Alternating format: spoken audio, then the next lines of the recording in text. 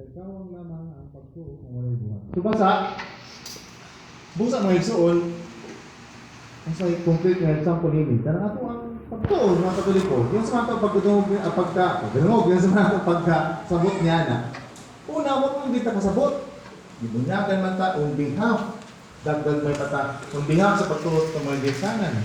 Giyon sa manta, di matutok ta sa itong Katolikong pagtuo, makadungog ta.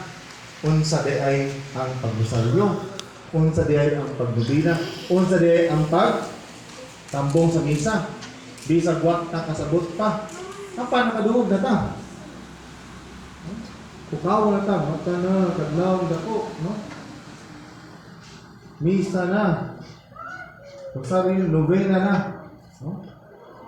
Kadungog ta na. Kunya, dahil sa misa, sa Kristiyanong pag kinabuhi, makita ko nato. No, naman si Father, lain-lain magsiyan ni Father, pasensyo, balik, kailangan ko tunyakin si Mana, karoon po, dahil na po, no? Usahay dako, usahay gamay, usahay nipis. Dili parehong hay ang tanang pari, nalili taas, nalili ubo, nalili ubo, no? Kita ka. Ang samay lasa anak, no? Tanika ko ni Mama, hindi, pangatag, no? Ang mga bata, no?